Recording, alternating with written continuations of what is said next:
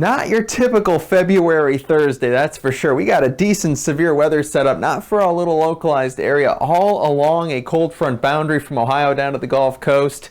That's going to produce some turbulent conditions for sure. So let's talk about this whole pattern setup, the radar. Let's get to the wind first. We're going to talk about windy conditions for sure. It was windy yesterday, 40, 50, 60 mile per hour gusts in a few spots. Lots of 20 to 30 mile per hour winds across portions of the Ohio Valley and Midwest today.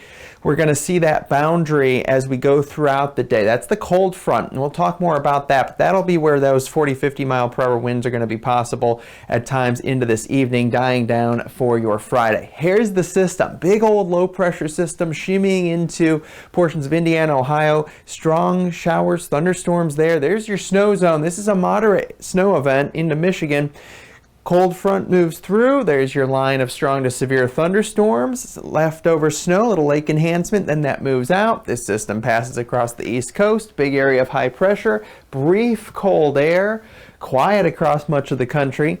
And as that high pressure moves off towards the east, we'll get a return flow and temperatures warming right back up by the end of the weekend. Possibility of enough cold air for a little bit of far northern snow, a little bit into the northwest. This is going to be a very dry area into the southwest. We'll see some rain into the northwest, a rain system probably by Tuesday into Wednesday, further off towards the south and east, with snow building back in further off towards the west. So it's not an extremely active pattern after this system, but it's this zonal flow where we do have some batches of cold air coming down. Overall, still pretty mild across a decent portion of the east, and then above average temperatures for sure, with that southeast ridge continuing to dominate across portions of the southeast. Look at those temperatures. Nice and mild through the day tomorrow. Lots of 60s, widespread 50s, and then there's your big time cold. So the cold air pushes on in, big time front. There's a little bit of cold air. Okay, for a couple days through your Saturday or so. That's a chilly, typical February pattern, but then that's it. Of course, we're right back to the warmer pattern. Temperatures 40s, 50s, pushing back northward.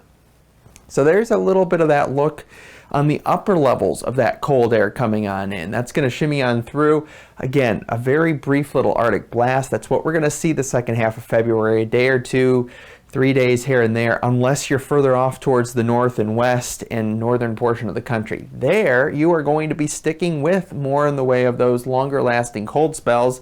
Pretty easy to see right there with that mild air across much of the south. So how much snow are we getting with this first system? Well, it's a good 4, 5, 6, 7 inches of snow or so in that main stripe through Michigan into Ontario and Quebec. Montreal, though, missing out for the most part. It's going to be off towards the north. Hardly anything at all once you get south of I-90. Yeah, just been hard to get snow there, and not too much out west. Once you get past this one system, it's going to be that other system that I showed you later in towards early next week. It's not a big maker at all. Nothing into California. So big time warmth still across much of the mid-Atlantic, southeast, even into the northeast, but there is your cold air, and there's definitely Arctic blasts that will come down at times and kind of challenge this air once you get towards late February and early March especially, but no real pattern change until probably around that early March time. Plenty of moisture though. We do have a few systems even after what we just showed you. There could be another couple ones, so in the next 10 days or so it'll get pretty active. But as far as snow, you gotta be fairly far off towards the north.